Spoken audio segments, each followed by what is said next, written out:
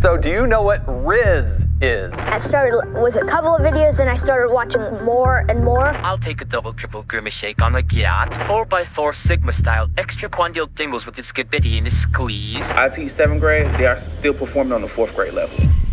Ar kada nors susimąstėte, kiek laiko kasdien praleidžia jūsų vaikas internete? Šiuolaikinėme pasaulyje internetas tapo neatsiejama mūsų gyvenimo dalimi. Tačiau, ar nuolatinis buvimas prisijungus tikrai yra toks nekaltas? Terminas brain rot arba smegenų puvimas vartojamas apibūdinti asmenis, kurie socialinę žiniasklaidą naudoja ne tik pramogai, bet ir kaip gyvenimo vadovą. Jiems internetas tampa neatsiejama kasdienybės dalimi, per kurią formuojasi požiūriai, sprendimai, netgi emocijos.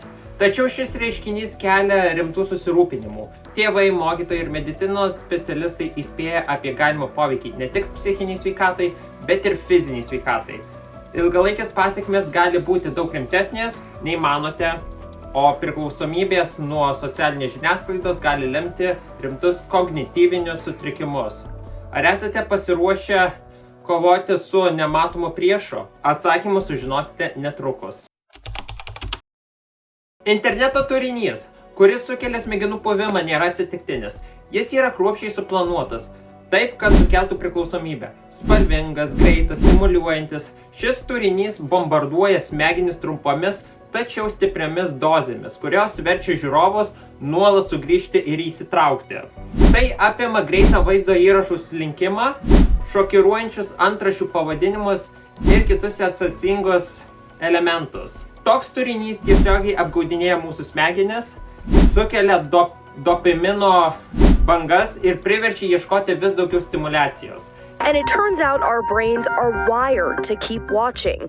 Binging activates the reward center found in the midbrain, where dopamine is released and sent to our nucleus accumbens in the basal ganglia. Tyrimai rodo tiesioginį ryšį tarp pernelyg ilgo laiko praleidimo internete ir prastėjančių pažinimo funkcijų. Kuo daugiau laiko praleidžiame internete, vartodami brain rot turinį, tuo sunkiau tampa susikaupti, priimti sprendimus ir kontroliuoti impulsus. Ar toks interneto vartojimo būdas yra tvarus ir kokios gali būti ilgalaikės pasekmės? Ilgas laikas praleistas internete paveikia ne tik mūsų psichinę būklę, bet ir tiesiogiai kenčia smegenų struktūrą. Naujausi moksliniai tyrimai parodė, kad per didelis ekranų naudojimas gali sumažinti pilkosios smegenų medžiagos kiekį. Pilkoji medžiaga yra tiesiogiai atsakinga už mūsų sprendimų priėmimą, impulsų kontrolę ir problemų sprendimą. Kitaip tariant, ilgas laikas praleistas naršant internete, ypač brain rot turinį, tiesiogiai veikia mūsų gebėjimą aiškiai mąstyti ir priimti racionalius sprendimus. Tai ypač aktualu vaikams, kurie itin jautrūs smegenų vystymosi pokyčiams. With a couple of videos, then I started watching more and more. I watched every free moment I had, and day and night. Ilgalaikiai tyrimai parodė, kad vaikams praleidžiantiems daugiau laiko prie ekranų sunkiau bendrauti, spręsti problemas ir vystyti socialinius įgūdžius. Taip pat gali sukelti ilgalaikį kognityvinį gebėjimų sumažėjimą, kuris turės įtakos jų akademiniams rezultatams ir bendrauti su aplinka. Šie pokyčiai neatsiranda per dieną, tačiau jie kaupiasi per ilgą laiką ir gali turėti reikšmingą poveikį mūsų kasdieniam gyvenimui. Ar tikrai verta rizikuoti savo psichinę ir fizinę sveikatą dėl kelių papildomų valandų praleistų internete?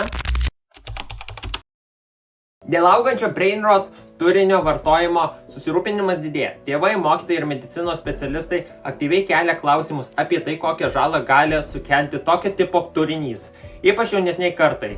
Tyrimai rodo, kad vaikai ir paaugliai, kurie praleidžia pernelyg daug laiko prie ekranų, susiduria su sunkumais susijusiais su dėmesio, koncentracija, emocijų reguliavimu ir netgi miego kokybė. Šie faktai skatina platesnį diskursą apie tai, kaip galime apsaugoti jaunuosius vartotojus nuo žalingo interneto turinio poveikio. Young Gen Z teachers are talking about the poor behavior of Gen Alpha students, and some of y'all are finally starting to believe us when it comes to how much we've missed the mark on raising these kids right. I teach at one of the more affluent schools. When I tell you that these babies cannot read, they cannot write, and they cannot comprehend, I'm not being funny. I'm being dead serious. Šiuo metu Vykdomi daugybė tyrimų siekiant išsiaiškinti, kokia yra ilgalaikė priklausomybė žiniasklaidos žala. Ir mokslininkai jau dabar mato aiškią koreliaciją tarp didelio interneto turinio vartojimo ir smegenų funkcijų mažėjimo. Galime tik spėlioti, koks bus šio reiškinio pasekmės ateityje.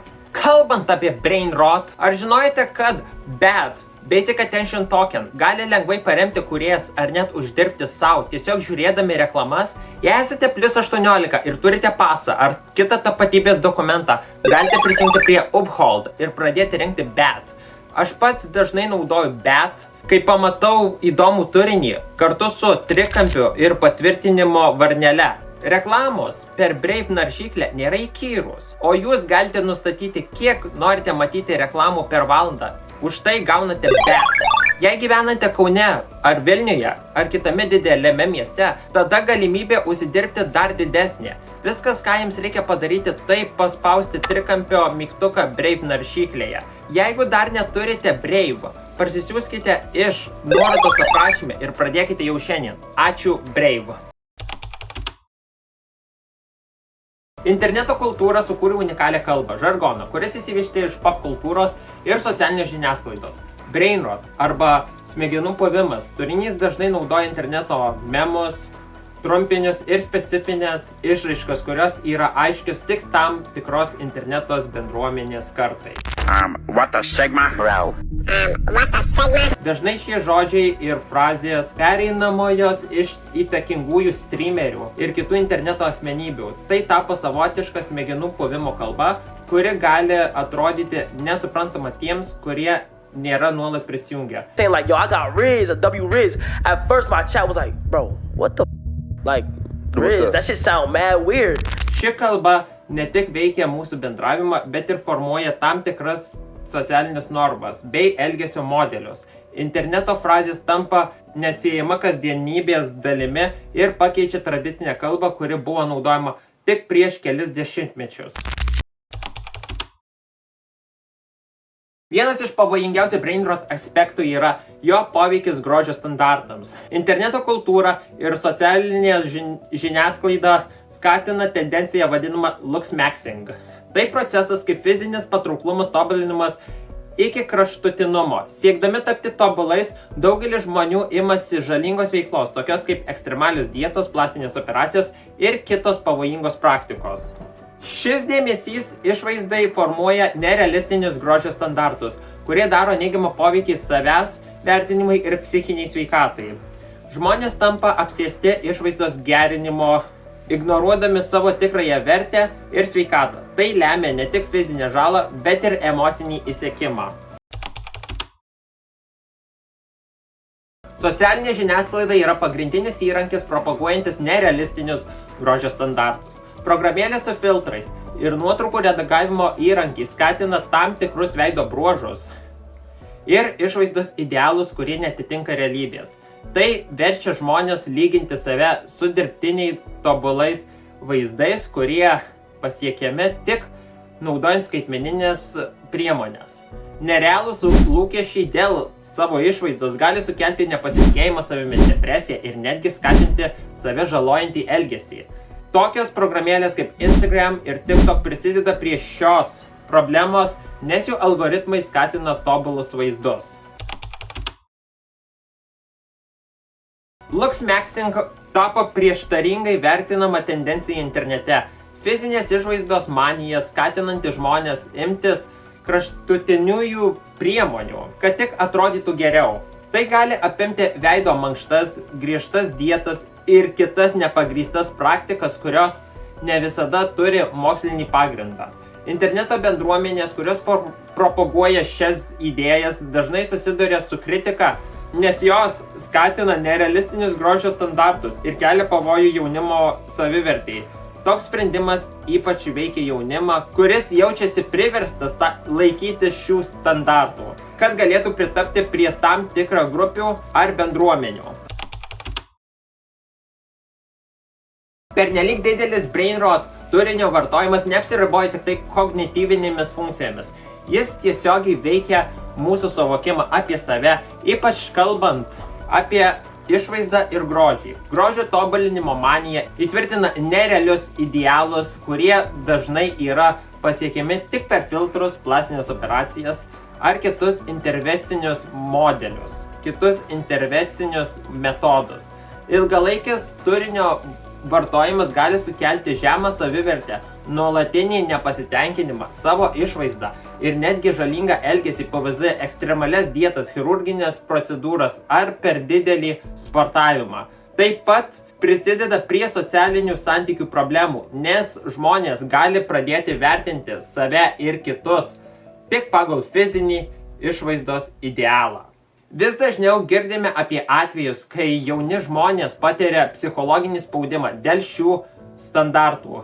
Tai ypač aktualu socialinėje žiniasklaidoje, kurio estetika tampa pagrindiniu vertinimo kriterijumi. Kaip galime kovoti su šiuo reiškiniu ir grįžti prie sveiko požiūrio į grožį? Grožio standarto normavimas internete turi didelį poveikį realiam gyvenimui. Žmonės tampa vis labiau priklausomi nuo estetikos normų, kurias formuoja socialinė žiniasklaida. Tai gali lemti iškreiptą savivertės suvokimą, kur grožis tampa pagrindinės vertės rodikliu. Siekdami šių standartų daugelis žmonių imasi pavojingo elgesio, kuris gali turėti ilgalaikių pasekmių jų fiziniai ir psichiniai sveikatai. Interneto kultūra formuoja ne tik mūsų elgesį internete, bet ir realiam gyvenime. Verčia žmonės siekti nepasiekiamų grožio standartų. Alfa karta – tai vaikai, kurie gimė jau interneto amžiuje. Jų kasdienybė neatsiejama nuo ekranų, socialinės žiniasklaidos ir skaitmeninio turinio. Deja, tai turi neigiamą poveikį jų kognityviniam vystymuisi. Priklausomybė nuo socialinio žiniasklaidos gali sumažinti jų raštingumo įgūdžius, trikdyti gebėjimą susikaupti ir spręsti problemas, taip pat padidinti jautrumą internetiniai rinkodarai.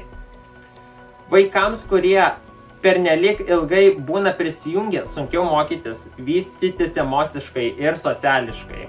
Jie dažniau patiria sunkumų akademinėje srityje ir yra mažiau pasirengę susidoroti su realaus gyvenimo iššūkiais.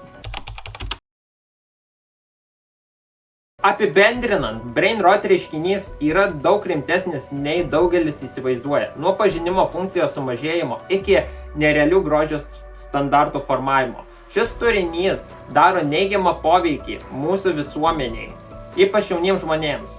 Laikas imtis veiksmų ir mokyti save bei kitus apie šio turinio pavojus, siekiant išvengti ilgalaikių pasekmių.